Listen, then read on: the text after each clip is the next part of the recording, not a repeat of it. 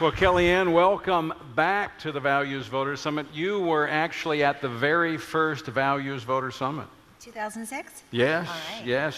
So you are a familiar face here. That was a bad year, actually, for Republicans because they lost their way. It was, but fortunately they have found it once again with your help. And I want to talk about this for just a moment because you were the first female to successfully lead a presidential campaign.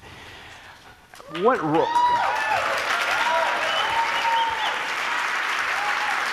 And I also know about your history. I won't go into how you learned all about that, about picking blueberries and being the blueberry queen. But the role of your faith, and I mean, I've known you for years. You've been a part of the I mean, you come here as one of us. You don't come to talk to us. You're a part of us. Your faith, you're pro-life. You have been in the pro-family movement. How did that shape where you are today in terms of being a counselor to the President of the United States?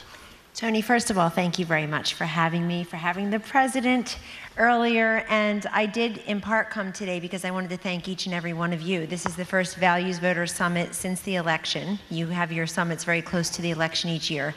And I wanted to thank each of you, whether you held firm, you cast your ballot, you helped others get to the ballot box, if you knocked on a door or held your own in the argument with an in-law or a neighbor last year. However, if you gave a couple bucks to the campaign, however you contributed in your own way, I just came to say thank you on behalf of all of us and to urge you to keep on fighting. The President said very recently in a different forum, Tony, that he has a lot of alignment with the people in this room because he understands what it's like to be under siege, and I know you do as well. And we very much appreciate you standing firm and loving your country, freedom, democracy, and pushing those forward as well. Now, I actually don't know how I would be able to do any of this without my faith. And that is because it's a bedrock, because when you are raised in a faith-centric household, you realize from the very beginning that there's always something bigger and better than you. And that humility is a very important attribute to take to any position that has such great gravity and responsibility, as I feel ours do in the White House. I feel incredibly privileged and blessed to serve my country at this moment in this position. And if I approach it that way, I'm approaching it as a woman of faith and somebody who knows that for every time there is a season and that God places us in certain areas at certain points in our life. Now, the greatest professional privilege of my life is to work for the President, the Vice President, and this great nation. The greatest privilege of my life by far is being mother to those 4 children. And that nothing compares to that for me. And I actually think having a full life is very important to me because it really cuts down on all the noise and the nonsense, and it puts things into perspective immediately and constantly. It's really great to be impervious to naysayers and critics. I turned my notifications off on Twitter in January, February. It changed life. I recommend everybody do it. Some people aren't capable of it because they spend all day looking at their notifications and liking people who said something nice about them or arguing with people who didn't. It's just I'm not in the White House to read about myself. I'm there to serve and there to work on significant issues and challenges of the day. And that's been very helpful. You can't do that without faith, though, because if you're so involved with yourself, then you'll get caught up in all of that, the praise and the criticism, frankly. So this is very balancing. Also, my faith informs my beliefs. Mm-hmm. And I've often said, Tony probably said here at Values Voter Summit over the years, that to attract people politically, you must first understand them culturally. Show me how somebody spends his or her weekend, I'll tell you how they're going to vote.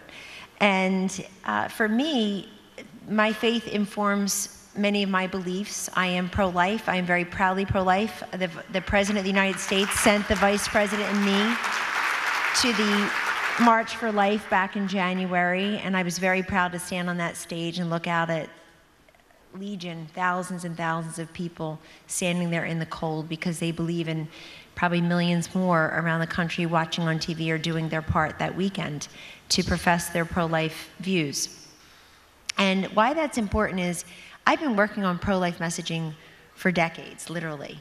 And it took a Manhattan billionaire male who for part of his adult life was pro-choice for abortion rights to give the most impassioned defense of life I had ever heard from a presidential debate podium on October 19th last year.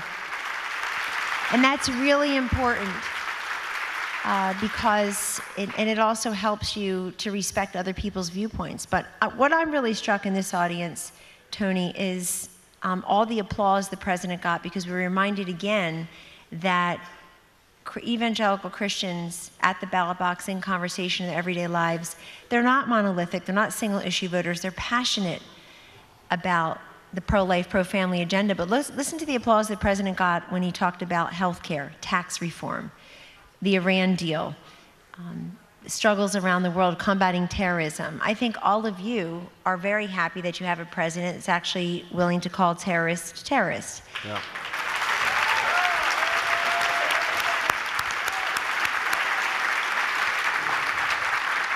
Speaking of notifications, I've been waiting for that tweet to come in from the real Donald Trump about the Values Voters Summit. So I imagine that's going to be coming shortly, huh?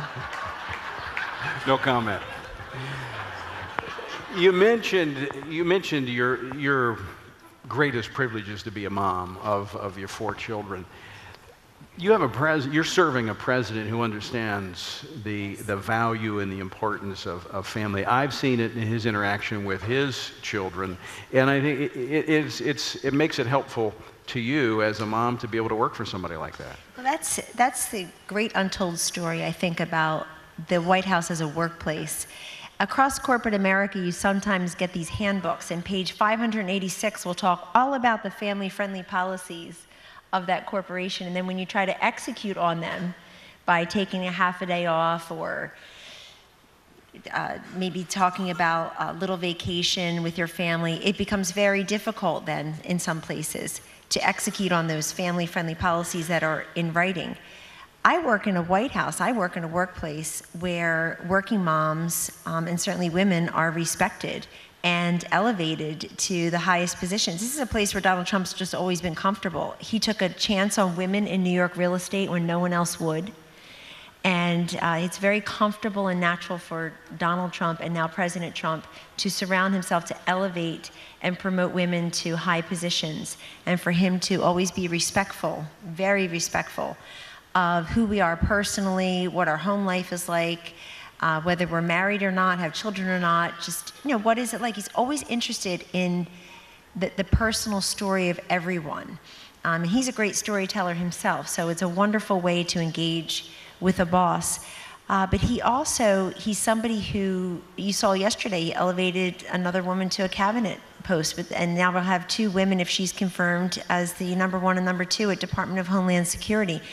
And the thing about Donald Trump that I've never heard him say, and he certainly never said to me, is, I think this will help with the women, or I think this is great because you're a woman. He doesn't see it that way. He sees it, and I think the identity politics that the other side is so wrapped up in is unfortunate and regrettable in many ways, because you've got to look at the person for who they are, very complex individuals, certainly in many different ways, demographically, attitudinally, et cetera, situationally. But if I didn't work for a president, any vice president, and their spouses, all 4 of whom I know well and honor and admire deeply, if I didn't work for them and I didn't know who they were and how family-centric they are, then I wouldn't be there. There'd be no reason to be there. And I appreciate that, because I hear a lot of people on their soapboxes and the high horse cavalry, I call them, the high horse cavalry, always talking about women's rights and women in the workplace and women empowerment. I'm in an environment where it's practiced regularly. I've never felt otherwise. And I think that there's a great juxtaposition going on right now. You see one of the major influencers in Hollywood and a major Democratic donor really ensnared in some pretty ugly stuff, allegedly. And the juxtaposition of that is that I at least am, in a place where women are respected And I appreciate that as a working mom. And I also want to tell each of you that to tell your daughters and granddaughters that we kept open the first female president of the United States job. So they have to think about that. By the way, if you need another female recommendation for Homeland Security, my wife is really good with a shotgun around the house. So the president, every time I have spoken to the president since the election, he reminds me of how strong the evangelical social conservative vote was for him, and how much we love him. And we do. We love him and we appreciate him. And he reminded us of the promises that he made. In fact, I remember when he promised he would come back if successful, and he kept that promise. He was back here today. And how important is it to this administration that the entire administration stand with the president in the fulfillment of the promises he made to the American people? It is very important, and I just want to correct the record slightly. We don't look at you as voters. We look at you as fellow Americans, fellow travelers on this journey, and if there are people in this audience, there are certainly people here who didn't vote for President Trump. He's your president, and he's there for you. And he said that beginning on November 9th. He said that I will be the president of all Americans, even those who didn't support me. And he means that, and he continues to do that. Now, he made promises, and he looks at some of these not just as campaign promises, but as necessities in our time, as moral imperatives. Repealing and replacing Obamacare, I saw a journalist today had said or wrote somewhere that the reason he wants to repeal Obamacare is because it has the word Obama in it. That is just not true. It's for the 28 million Americans. I know. Don't flatter yourself. It's for the 28 million. It's for the 28 million Americans who don't have health insurance. It's for the people who were lied to that they can keep their doctor, keep their plan. It's for all those who he's helping yesterday through that executive order, Tony, who are caught in the middle between people like you and me who get our 175 million or so Americans who get their health benefits through their employers, other millions of Americans who get them through the government, through Medicaid, Medicare, through TRICARE, for example. It's those who can't afford, those small business owners who can't afford the coverage. It's because the premiums doubled. It's because the insurers have fled the exchanges. It's because we spent gazillions of dollars on websites that didn't even work, let alone enroll anyone. That's the reason. Don't confuse principles with personalities. Do not confuse policies with politics. And this is why he's there. And I know you've gone through the list of his pro-life appointments, Mexico City policy on day 2 or 3 of his administration. He's done so many things that really are there to help people that don't get covered. The incomplete coverage, I think, is really regrettable because people aren't being connected with the information they need to know what's important to them. But to your point, is he looking for administration-wide support? The president handpicked his cabinet, and the president is somebody who is he's an excellent listener. I know that firsthand. Yeah. He accepts and expects differing viewpoints, inputs, individuals, ideas. This is the way he's been a successful businessman his whole career, and he takes that into the White House because he believes in listening and negotiating and learning. But he is the ultimate decision maker. I like to run around and say, hey folks, I'm now going to read you a list in the White House or in the administration of everybody who was elected to anything here. If you don't see yourself on the list, get with the program or get out. Here's the list. Donald J. Trump, Michael R. Pence. Are you on the list? And it's true because he is the ultimate decision maker. He was elected by the people to be the president of the United States. And he takes that responsibility very seriously, but he never takes it monolithically, meaning by himself, in an isolated fashion. He listens. And I think an administration, a cabinet, frankly, that he has handpicked is one that he engages with regularly. And I love watching it up close and personal because it's frankly the way a democracy should run, is taking all the information inputs. Even if he says to me, I don't agree with that, I know he heard it. It doesn't matter to me. It matters that he gets information that is important in terms of the decision-making process. I want to get personal for just a moment here, Kellyanne, as the senior, oh, not too personal, but this is a senior counselor to the president. What's that like? And what's kind of let us see kind of a day in the life of Kellyanne. Sure. Well, that you don't want to see. That begins really early in the morning, getting 4 kids off to new schools and their new life here in Washington. But that's, and I'm there in the morning until they leave. So that's really terrific because we were separated for the end of their school year last year and the beginning of my tenure here. And so that's wonderful. And talk about humbling yourself. When you can't find that sock or the uniform or the homework or it's really funny. And I know for all those out there whose big decisions in the morning are yoga or Pilates or the green juice or the fruit juice, I feel really blessed to have a different set of decisions in the morning. But so for me, when I get to the White House in the morning, I first of all say a prayer as I walk in because every day I ask the Lord to bless everyone who works in that building, everyone in the country, everyone who that building represents across the country, to pray for our safety and our security, our understanding, wisdom. I know that wisdom is found through a multitude of counselors. I'm glad I'm one of them, literally.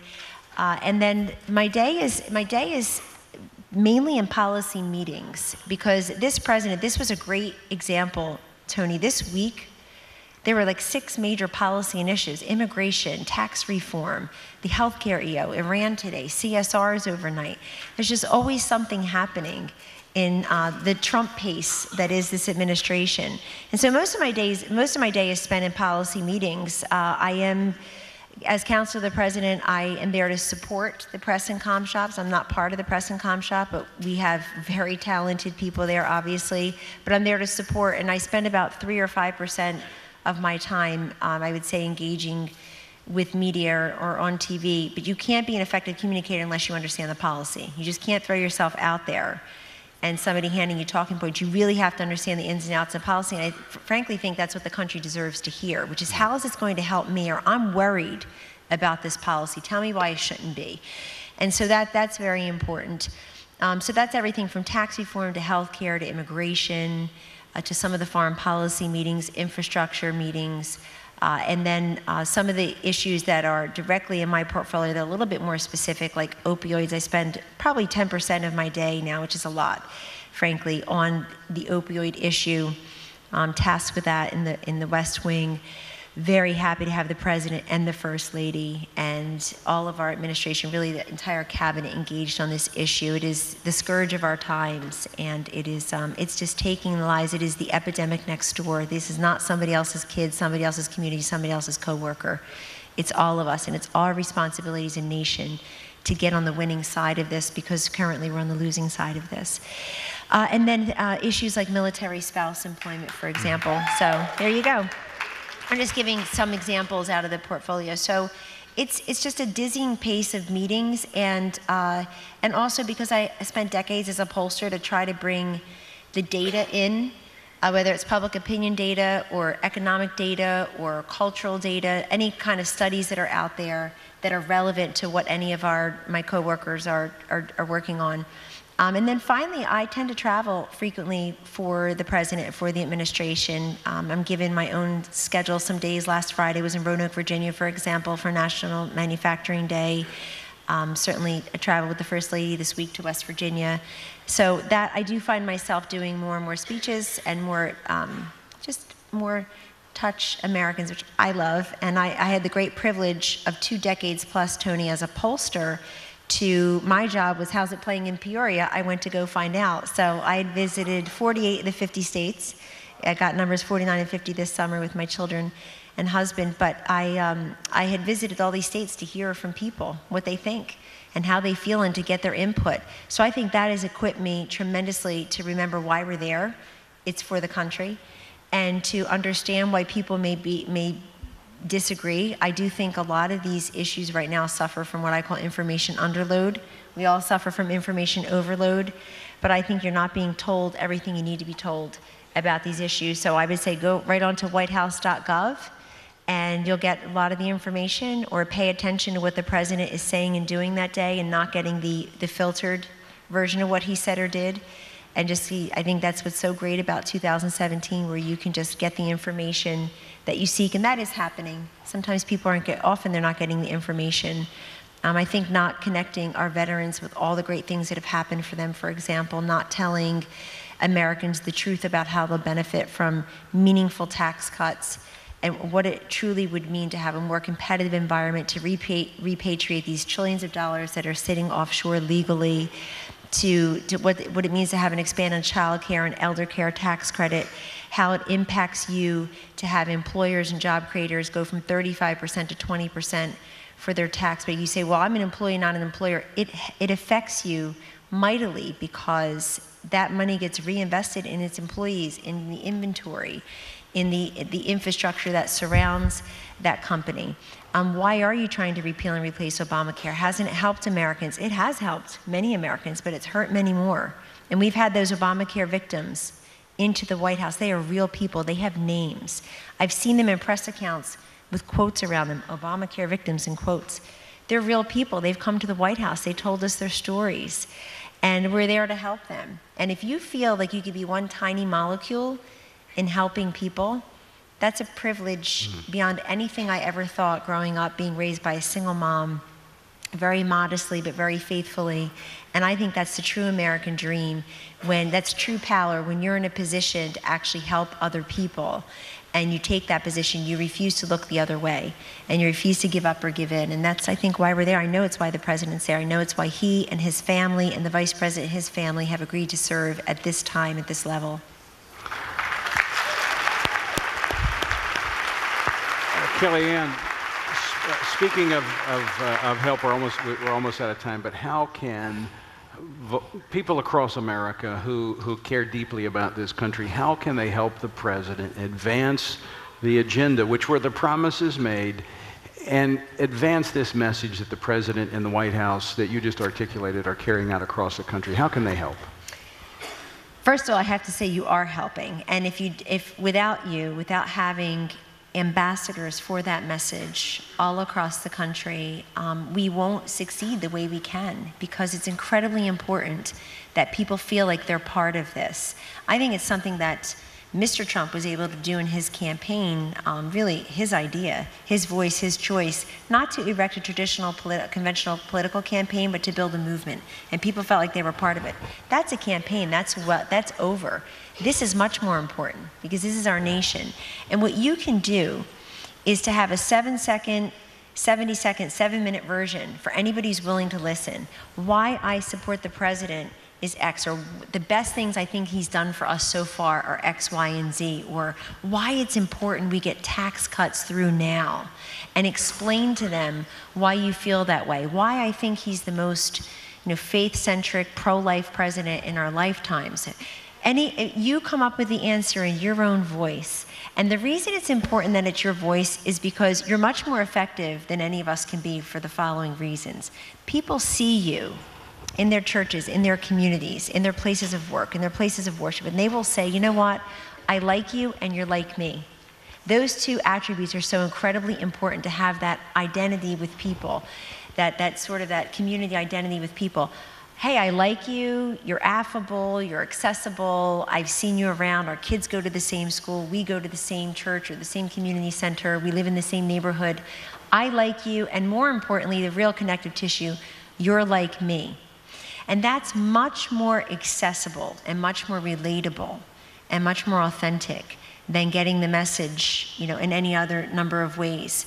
The other thing is, I'm going to end by telling a story, Tony. You didn't expect me to tell this story, but this is a great example of reaching out to us where you think we can be of assistance, where there's a great opportunity for someone in the administration or the president or vice president to come and to speak.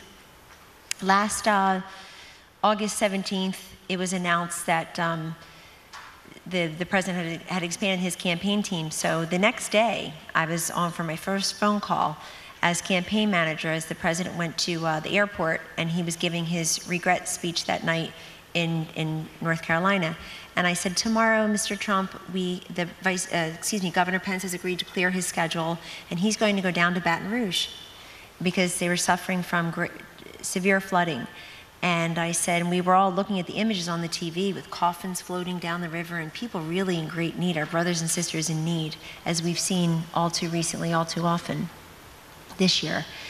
And I said, the governor is going to go down and we're going to connect him with some folks on the ground and some first responders. Tony Perkins is involved in his church, and I ran through the list with him, and he said, that sounds great, could I go too?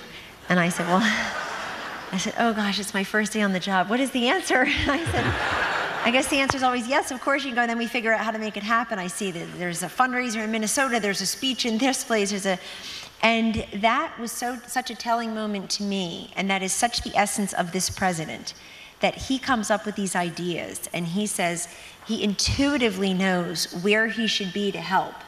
And he went down, the two of them went down to Baton Rouge, as you know. I think they wrote a check to your church, but they learned, they listened and they learned and they helped. And I remember the sitting president was on his vacation, which he's entitled to have, but never went down.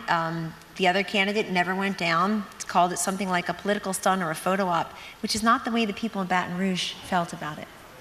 And that's what I want to tell you. It's a great story, and it's a great, I think, it's a great story, but it's a, I hope, apt answer to your question of what can you do. You can also bring to our attention, you know, great stories of triumph and recovery and hardiness, the grit and determination of America, and then point out to us people in need, because those communities, we are the federal government, we are the presidency, great, but we believe that those closest to the people in need are those best equipped to know how we can best help, and we'd like to hear that. Kellyanne Conway, thank you so much for being here. God bless you. Thank you.